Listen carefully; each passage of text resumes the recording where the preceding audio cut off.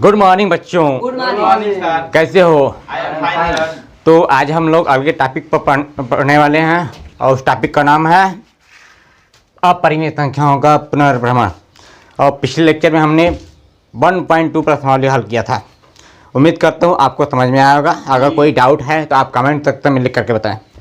ठीक, तो चलिए देखते हैं आज की टॉपिक में क्या पढ़ना है हमें। आज हमें पढ़ना है अपरिमेय संख्याओं का पुनर्भ्रमण। सबसे पहले आप क्लास 9 में चलिए। क्लास 9 में हमने पढ़ा था अपरिमेय संख्या के बारे में।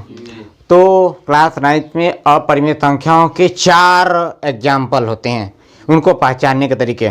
पहला, जो परफेक्ट स्क्वायर नहीं होते, यानी कि जिनका पूर्ण वर्गमूल नहीं निकलता है, उनको अपरिमेय संख्या कहते हैं। और जिनका दशमलव प्रसार अशांत अनावर्ती होता है, उनको बोलते हैं अपरिमेय संख्या। तीसरा, पाई एक क्या है?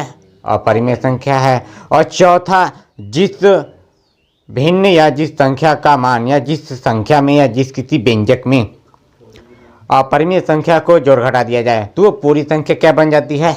अपरिमेय संख्या। ठीक, 4 प्रकार के कंडीशन थे। अब इन संख्याओं का हम लोग इस क्लास 10th में ये देखेंगे कि क्या ये वास्तव में अपरिमेय संख्याएं हैं या अपरिमेय संख्याएं हैं। तो इन अपरिमेय संख्याओं को प्रूफ किया जाएगा कि हम कैसे ये प्रूफ करें कि ये दी गई संख्या अपरिमेय संख्या है। तो एक काम करेंगे, इसमें हम सबसे पहले किसी एक अपरिमेय संख्या को लेकर चलेंगे और ये देखेंगे कि वो अपरिमेय संख्या वास्तव में अपरिमेय संख्या होती है या अपरिमेय संख्या होती है। तो मैं यहाँ क्या करूँगा, एक एग्जाम्पल लेता हूँ। देखिए ध्यान से, एग्जाम्पल में मान लीजिए हमें प्रूफ करना है वर्गमूल में 5 एक अपरिमेय संख्या है।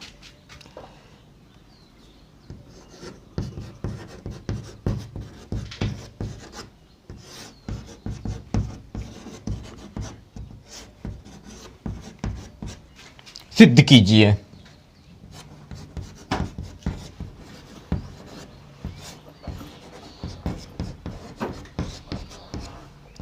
तो सबसे पहले मैं यहाँ पर एक कथन उत्पन्न करूंगा और उस कथन में ये माना जाएगा कि वर्गमूल 5 एक परिमेय संख्या है। हमने कल्पना करेंगे और उस कल्पना को भी प्रूव कर देंगे कि ये वास्तव में क्या है, एक परिमेय संख्या है। लेकिन क्लास 9th वाले के आधार पर हम लोग ये पढ़ कर आ चुके हैं कि जितनी भी वर्गमूल वाले संख्याएं जिनका पूर्ण वर्ग नहीं निकलता है वो एक प्रकार का अपरिमेय संख्या होता है। उसको व्युत्क्रम रूप में या विरोधाभास के आधार पर उसको कंट्राडिक्ट करेंगे, यानी कि वहाँ पर उसको असत्य मानेंगे, तब जाकर के हम ये प्रूफ कर सकेंगे कि वर्गमूल 5 एक क्या है, अपरिमेय संख्या।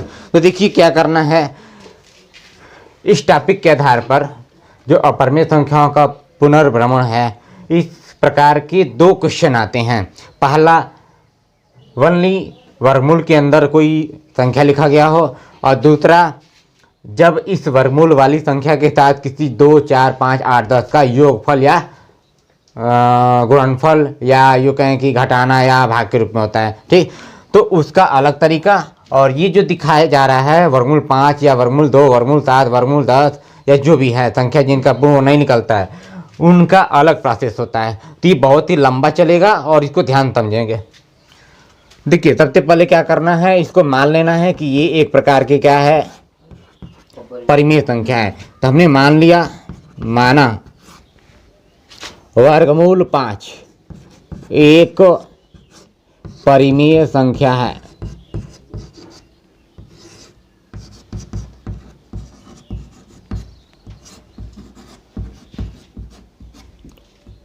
अब हम कल्पना कर लिए हैं कि वर्गमूल 5 एक परिमेय संख्या है।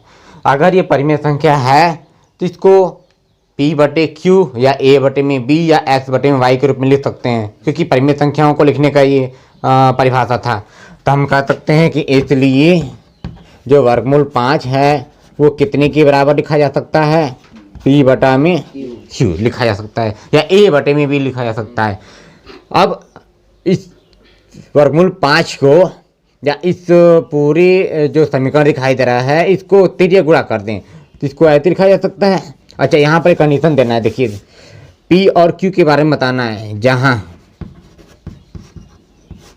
P, Q किसके अवयव हैं? पूर्णांक है। दोनों क्या हैं? पूर्णांक।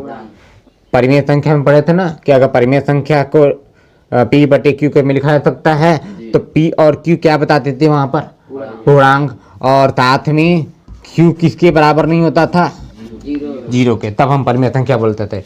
अब त्रिज्या गुणा करता हूँ, देखो बटे में 1 मानोगी, वर्गमूल 5 का Q में गुणा कर दो ऐसे, बराबर P का इधर बटे में 1 है तो P का 1 में गुणा P।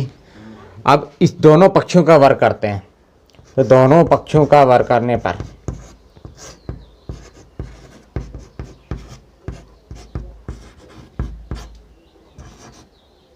ऊपर लिख देता हूँ, स्थान कम है, ये बहुत ही लंबा चलेगा प्रोसेस, इसको समझना जरूरी है।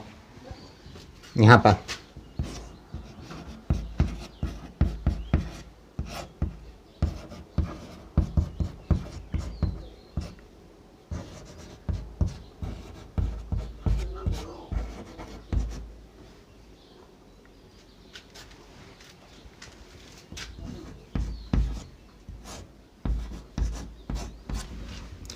वर्ग कीजिए। देखिए वर्गमूल 5 का वर्ग 5 होगा और Q का वर्ग Q है ना, Q स्क्वायर होगा और इसका वर्ग P स्क्वायर होगा।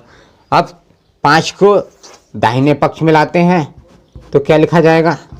Q स्क्वायर बराबर P स्क्वायर बटे में 5। अब यहाँ पर क्या दिखाई दे रहा है? P कैसा नंबर था? पूर्णांक। और P स्क्वायर को कौन विभाजित कर रहा है? 5। अगर P स्क्वायर को 5 विभाजित कर रहा है तो P को भी 5 विभाजित करता होगा।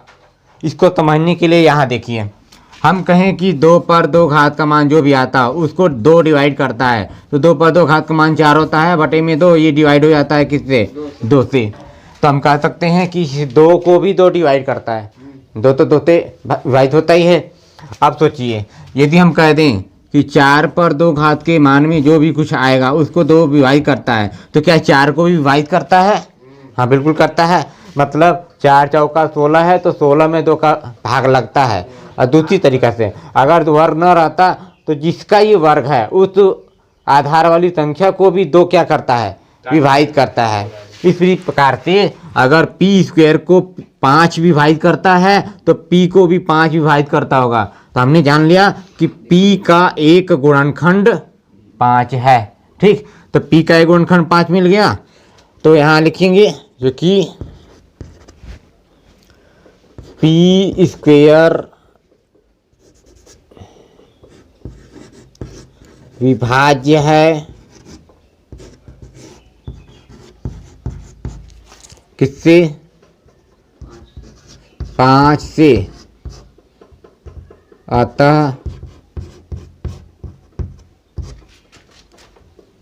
P भी विभाज्य है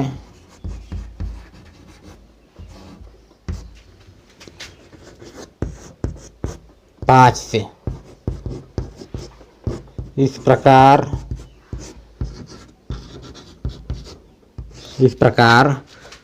P का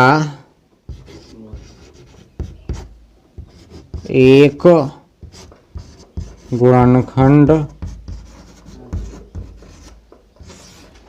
क्या है?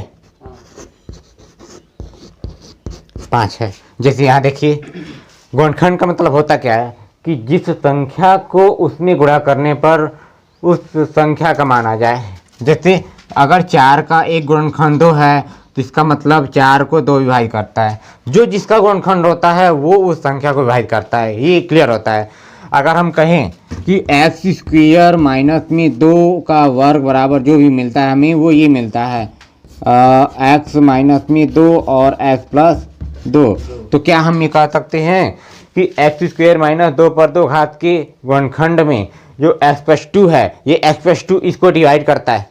हाँ बिल्कुल करता है, क्योंकि इसके गुणनखंड में एक्स प्लस 2 आता है तो यही एक्स प्लस 2 इसको विभाजित कर देगा।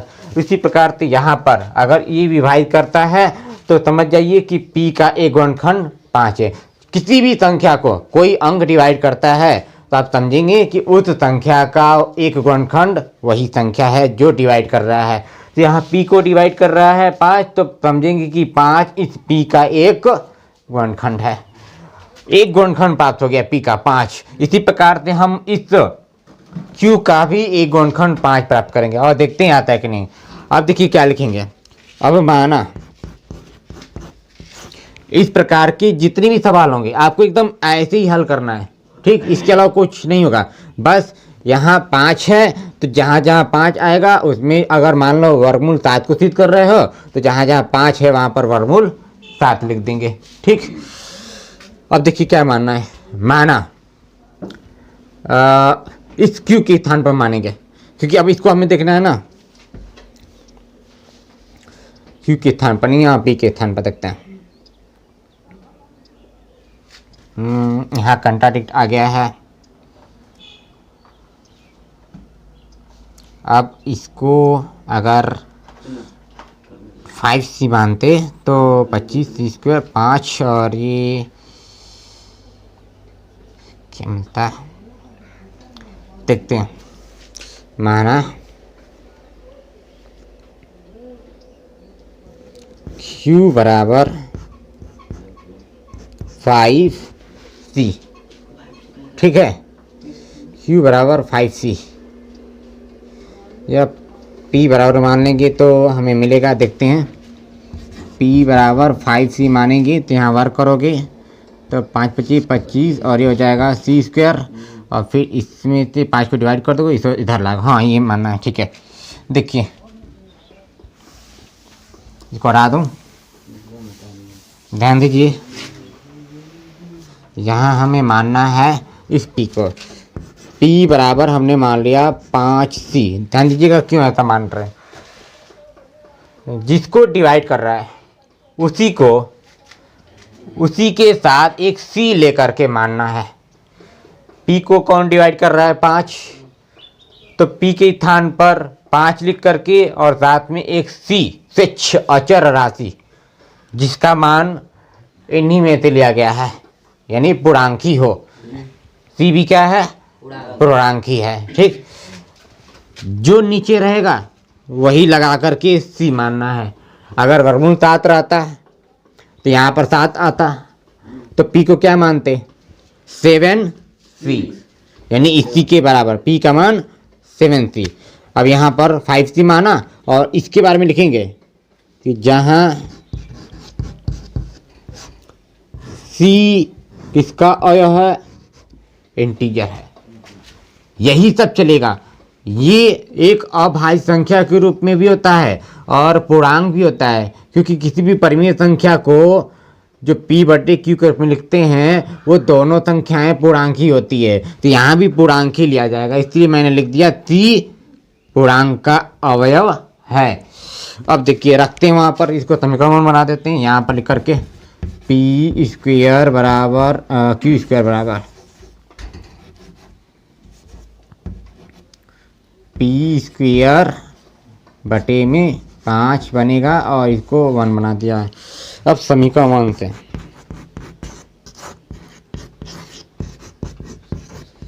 समीकरण 1 से देखिए, इस p के स्थान पर 5c रखेंगे तो यहाँ पर 5c होगा और q² बराबर क्या बन जाएगा,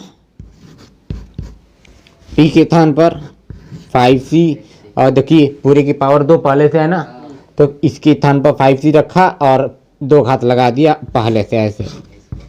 अब बटे में क्या चल रहा है 5। अब इसका वर्ग कर दें तो ये वर्ग करने पर मिलेगा 25c² बटे में 5। ये 5 से कट गया, 5 आया। इसको लिखते हैं, ये किसके बराबर आया q²।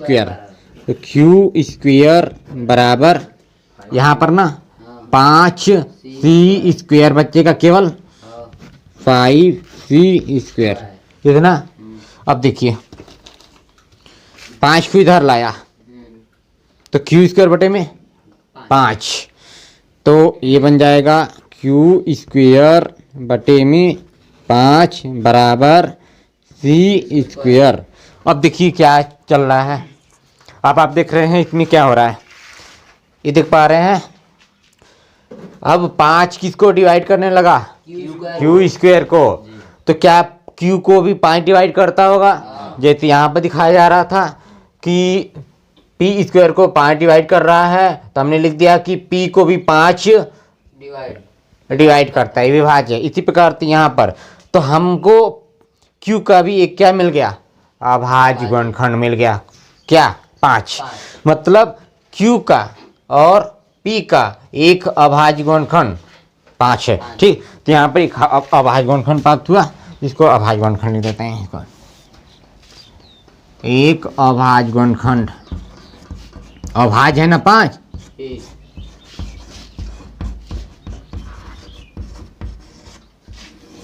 अभाज्य गुणनखंड 5 है। इसी प्रकार यहाँ पर यहाँ देखते हैं,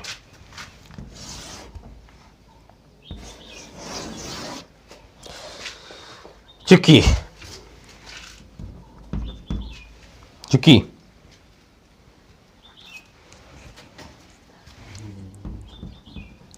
Q स्क्वायर 5 से विभाज्य है,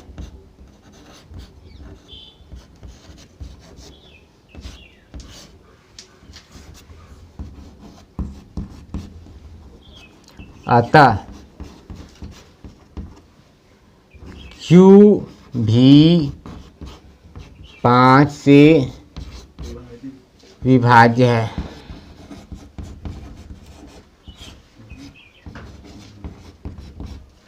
इस प्रकार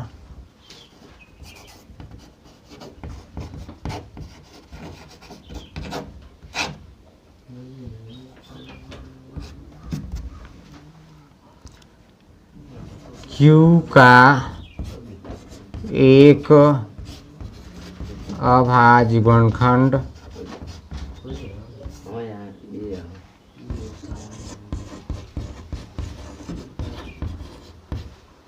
5 है। समझ आया, दोनों का अभाज्य गुणनखंड 5 प्राप्त हो गया। अब समझिए, परिमेय संख्या उसको कहा जाता है जिसको P बटे Q के रूप में लिखा जाता है, और साथ में P और Q दोनों क्या होते हैं, अभाज्य गुणनखंड होते हैं। यानी दोनों का उभयनिष्ठ गुणनखंड 1 होता है। या यूँ कहें कि दोनों ये जो ऊपर नीचे वाली संख्या है, ये जित भिन्न के रूप में लिखी गई है, ये दोनों अभाज्य संख्या होती है, और नहीं भी होती है तो साथ में दोनों का अभाज्य गुणनखंड अगर 1 प्राप्त होता है या कोई भी अभाज्य संख्या आती है तो उसी को हम लोग बोलते हैं क्या, परिमेय संख्या। ठीक, तो देखिए दोनों के अभाज्य गुणनखंड प्राप्त हुआ, मतलब दोनों P में और Q में एक उभयनिष्ठ कॉमन क्या है, 5 है। तो हम कह सकते हैं कि जो ये वर्गमूल 5 है वो क्या है, एक परिमेय संख्या है। ठीक, क्योंकि वर्गमूल 5 को हमने क्या लिखा है, परिमेय संख्या के रूप में P बटे में Q। तो हमने प्रूफ कर दिया ये वर्गमूल 5 क्या है, एक परिमेय संख्या है। ठीक, परिमेय संख्या प्रूफ करने के लिए क्या करना पड़ता है, जितने के बराबर लिखते हैं P बटे Q, इन दोनों का एक उभयनिष्ठ गुणनखंड मिल जाए। तो P और Q का उभयनिष्ठ गुणनखंड क्या प्राप्त हुआ है, 5। P का एक अभाज्य गुणनखंड, वहाँ पर भी एक अभाज्य गुणनखंड 5, तो दोनों का मिल गया। अतः P कामा Q का एक उभयनिष्ठ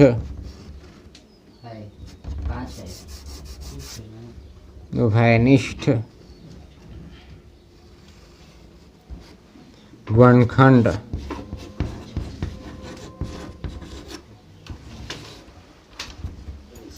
क्या प्राप्त हुआ, 5 है। तो हमने प्रूफ कर दिया कि ये वर्गमूल 5 कैसी संख्या है, परिमेय संख्या। तो लिख सकते हैं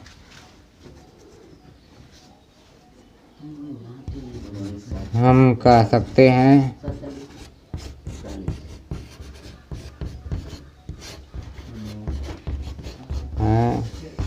कि वर्गमूल 5 एक परिमेय संख्या है। हमने प्रूफ कर दिया वर्गमूल 5 एक परिमेय संख्या है। लेकिन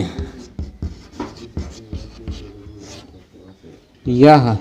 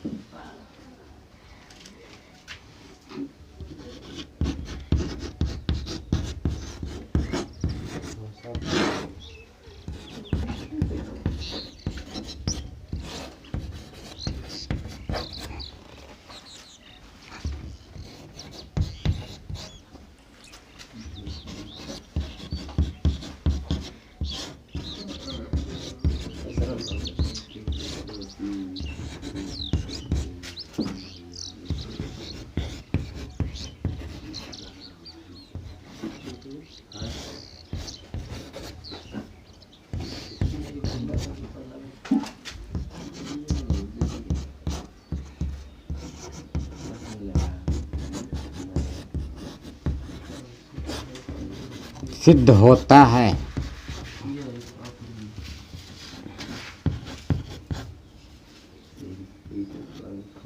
कि वर्गमूल 5 एक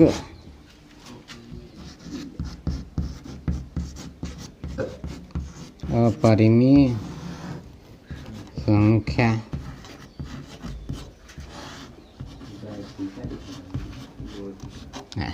इतना लिखना पड़ेगा।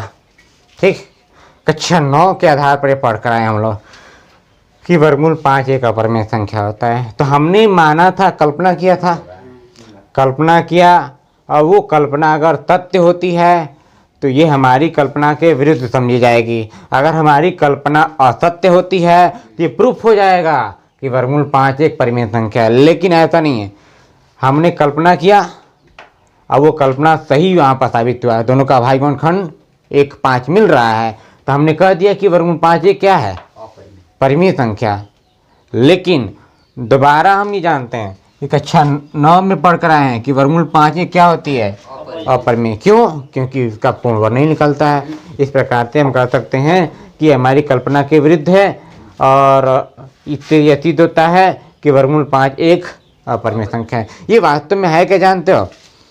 जैसे लोग एक ऐसी कुछ टोना टोटका के आधार पर लोग दिखाते हैं कि यदि ये जो हमने वस्तु यहाँ पर लगाई है ये वस्तु किसी के नज़र से लग गई, समझिए ये वास्तव में यहाँ पर कुछ स्थिति उत्पन्न है, और नहीं लगी तो समझिए ये सुरक्षित है। उसी प्रकार से हमने यहाँ पर इसको परिमेय संख्या माना और वास्तव में प्रूफ हो गया, तो हम कह सकते हैं कि क्या है, परिमेय। हमने जो माना वो प्रूफ हो गया। लेकिन ये हमारी कल्पना के विरुद्ध है, क्योंकि हम जानते हैं कि वर्गमूल 5 एक अपरिमेय संख्या होता है। ठीक है, इस प्रकार से इसको आप हल कर सकते हैं। इसी प्रकार से वर्गमूल 7 वर्गमूल 2 जो भी होगा इसको इसी प्रकार से कंट्राडिक्ट करेंगे, कथन को उत्पन्न करेंगे और यहाँ अंत में उसका विपरीत स्थिति बता देंगे और इस प्रकार से प्रूफ हो जाएगा। ठीक है, इसको रिवीजन करेंगे, बिल्कुल क्लियर से समझ में आ जाएगा और कुछ करना नहीं है आपको। ठीक है, इसको नोट कीजिए। तो आगे बढ़ते हैं। ठीक है, तो इस प्रकार से प्रश्नावली 1.3 का पहला क्वेश्चन भी हल हुआ। ठीक, ये बेसिकली 2 प्रकार के प्रश्न आते हैं इसमें। जैसे मैंने वर्गमूल 5 को लेकर के सिद्ध किया, उसी प्रकार से वर्गमूल 2 देता हो या वर्गमूल 7 देता हो तो उसको भी आप इसी प्रकार से कथन उत्पन्न करेंगे और बिल्कुल वैसे ही लिखते चले जाएंगे। ठीक है, अब देखते हैं कि दूसरे टाइप में किस प्रकार का प्रश्न आता है। तो इसमें क्वेश्चन नंबर 2 में कुछ लिखा है, देखिए ध्यान से। आप क्वेश्चन पढ़ सकते हैं आपके अपने मोबाइल की स्क्रीन पर। क्वेश्चन नंबर 2 में है कुछ इस प्रकार से,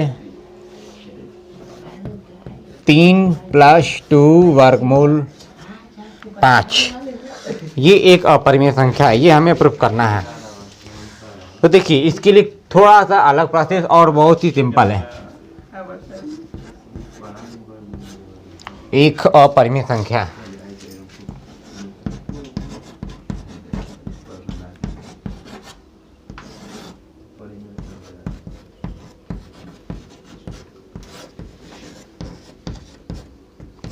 ठीक है, अब देखते हैं इसको हल करने के लिए।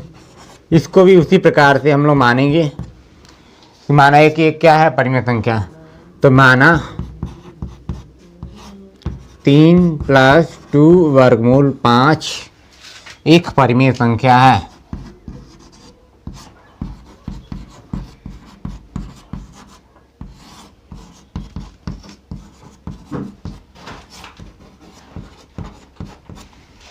अगर ये परिमेय संख्या है तो इसको कैसे लिखा जा सकता है, तो आंसर है कि 3 + 2 वर्गमूल 5 बराबर a/b या p/q लिखा जा सकता है। अब देखिए a/b के रूप में लिखा जा सकता है, तो a और b क्या हैं, इंटीजर, यही मानते हैं ना। और साथ में b की वैल्यू किसके बराबर नहीं होती है, 0 के। अब यहाँ क्या करना है, ये a और b क्या है, इंटीजर, तो इंटीजर का मतलब पूर्णांक। तो जब ये पूर्णांक है तो ये पूरी संख्या भी क्या बन गई, पूर्णांक। अब पूर्णांक का मतलब परिमेय संख्या होता है। तो यहाँ से अब देखिए क्या प्रोसेस करना है आपको। पहले सवाल में केवल वर्गमूल 5 था और कोई गुणा के रूप में, जोड़ के रूप में, घटाना के रूप में, भाग के रूप में नहीं था। तो क्या करेंगे, यहाँ पर इस वर्गमूल 5 को बाईं तरफ रख लेंगे और इसके अलावा जितने भी नंबर दिखाई दे रहे हैं गुणांक के रूप में या जोड़ के रूप में, उनको दाहिनी तरफ पक्षांतर कर देना है, ठीक, या भेज देना है। तो हमने पहले 3 को इधर लाया, तो 2 वर्गमूल 5 बराबर a/b और 3 इधर आकर के -3। घटाने पर क्या मिलेगा, ये देखिए ऐसे घटाएंगे ना, तीजे गुणा करके और इसका इस 1 में गुणा करके 1 मानेंगे तो a का 1 में गुणा a माइनस b का 3 में गुणा 3b या b3 लिखिए, बटे में लास्ट रहेगा b। अब हम ये बताइए ये पूरी संख्या कौन सी संख्या है, पूर्णांक है। क्यों पूर्णांक है, क्यों पूर्णांक है, क्योंकि a और b दोनों क्या है, पूर्णांक।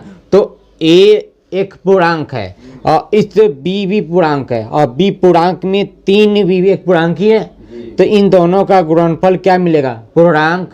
अब पूर्णांक में से पूर्णांक संख्या को घटाइए तो भी पूर्णांक।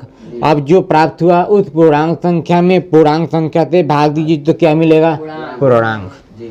मतलब परिमेय संख्या वो होती है जो दोनों संख्याएं पूर्णांक होती हैं। तो यहाँ पर ये पूरा मान क्या प्राप्त हुआ, पूर्णांक। तो हमें एक पूर्णांक मिला तो हम कह सकते हैं कि ये नंबर कैसा है, पूर्णांक। और पूर्णांक अगर है तो किस प्रकार की संख्या बन गई, परिमेय संख्या। अभी 2 को इधर लाते हैं, 2 वर्गमूल 5।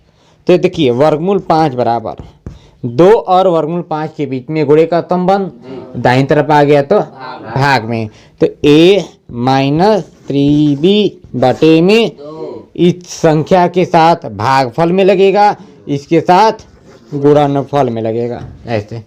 अब बताइए ये भी एक तो पूर्णांक ही देगा, तो हम लिख सकते हैं ऊपर वाली संख्या क्या है, पूर्णांक है और नीचे वाली संख्या भी पूर्णांक है। अब पूर्णांक बटे पूर्णांक का मतलब a भी पूर्णांक b भी पूर्णांक, तो a ऊपर है b नीचे है, तो ये पूर्णांक में पूर्णांक का भागफल ही तो ये बताता है कि क्या है, एक परिमेय। तो ये क्या प्राप्त हुआ, पूर्णांक। तो हमने ये प्रूफ कर दिया कि ये पूरी संख्या किस प्रकार की संख्या है, परिमेय संख्या है। लेकिन क्या ये सच है, नहीं, क्योंकि हम लोग क्लास 9 में पढ़कर आए हैं कि किसी भी अपरिमेय संख्या को अन्य किसी नंबर, अन्य किसी पूर्ण संख्या के साथ जोड़िए, गुणा कीजिए तो वो पूरी संख्या को क्या बना देता है, अपरिमेय। तो हमारी कल्पना के विरुद्ध हो गया, तो असत्य हो गई। बस यहाँ से कंट्राडिक्ट लिख देना है, यानी कि कथन को उत्पन्न करके लिख देना है कि चूंकि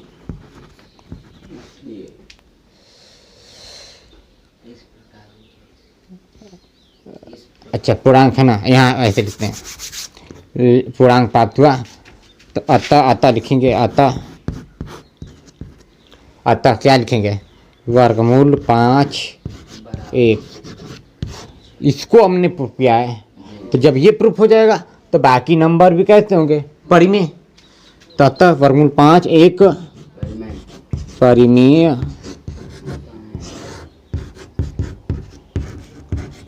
संख्या है।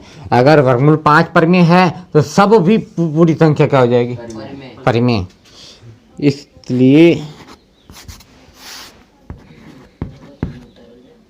3 + 2 वर्गमूल 5 भी परिमेय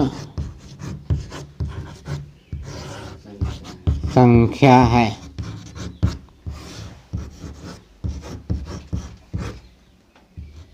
ये समझ आ गया। अब अगर परिमेय संख्या है लेकिन हमें ये विरोधाभास प्रकट हो रहा है, क्योंकि हम ये पढ़ कर आए हैं लेकिन यह हमारी कल्पना की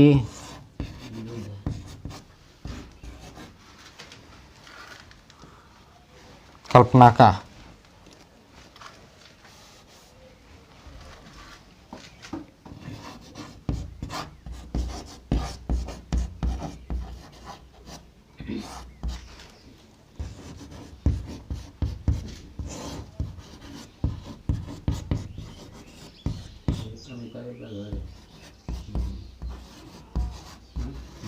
फाइव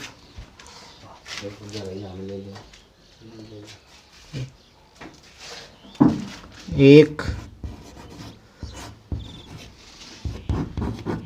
अपरिमेय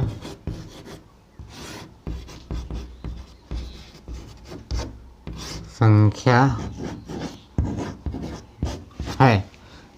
अतः 3 + 2 वर्गमूल 5 एक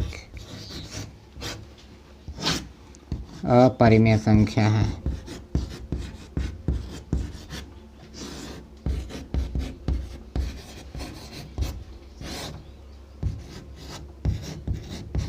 इस प्रकार से प्रूफ हुआ। अब ध्यान दीजिए, इस प्रकार से और किसी टाइप का क्वेश्चन होगा, वो ऐसे देखिए होगा शायद, 1 में वर्गमूल 2 को प्रूफ कीजिए कि ये अपरिमेय संख्या है। तो आपको क्या करना होगा, वर्गमूल 2 को एक तरफ और बाकी सभी संख्याओं को दाईं तरफ, एक एक करके पक्षांतर करते जाएंगे। इसी प्रकार से इसमें और सवाल लिखा है 7 वर्गमूल 5 को अपरिमेय सिद्ध कीजिए। तो आपको क्या करना होगा, 7 को दाईं तरफ भेज दीजिए, वर्गमूल 5 को बाईं तरफ। अकेले बाईं तरफ क्या रहेगा, हमेशा वर्गमूल वाले संख्याएं रहेंगी, और दाईं तरफ पूर्ण संख्या है, जो ये पूर्ण संख्या है। जिस यहाँ पर हमने 3 को भेजा तो ये पूर्ण संख्या था, 2 को भेज दिया इधर चलाया, बाईं तरफ क्या है, केवल वर्गमूल वाली संख्या। ठीक, बस हमें वर्गमूल वाली चीज को ही क्या प्रूफ करना होता है, परिमेय, यहाँ कल्पना के आधार पर। और जब सिद्ध कर देते हैं तो बाद में हम ये कल्पना का विरोध करता हुआ प्रतीत होता है, ऐसा उसको लिखते हैं, और उसके बाद सिद्ध हो जाता है कि ये पूरी संख्या कैसी है, अपरिमेय। तो बिल्कुल आपको बाकी क्वेश्चन ऐसे ही करने हैं। इसी प्रकार से इस टाइप का एक और सवाल है 6 प्लस, इसमें लिखा है वर्गमूल 2। तो आपको क्या करना होगा, वर्गमूल 2 को बाईं तरफ रखे रहेंगे और 6 को दाईं तरफ रख देंगे, और बाकी सब ऐसे लिख देना है। पूर्णांक बटे में पूर्णांक है तो ये पूर्णांक ही प्राप्त होगा, तो ये ऐसे लिखने के बाद वो लिख देना है। ठीक, और साथ में यहाँ पर मान लेंगे कि ये पूरी संख्या एक परिमेय है, तो इसको a/b लिखिएगा। फिर इधर 6 जो दिखाई देगा इसको दाईं तरफ भेज दीजिए, तो a/b - 6 हो जाएगा। तो ये पूरी संख्या किस प्रकार का होगा, घटाने के बाद इस प्रकार का प्राप्त होगा। तो बस लिख देंगे, कंट्राडिक्ट हो जाएगा। ठीक है, समझ आ गया। तो एक बार इसको नोट कीजिए, और उम्मीद करता हूँ कि आप प्रश्नावली लगा सकते हैं, और अगर डाउट होता है तो जरूर कमेंट सेक्शन में लिखकर बताएं। और आप लोग भी फिलहाल इसको नोट कीजिए, तो आगे बढ़ते हैं।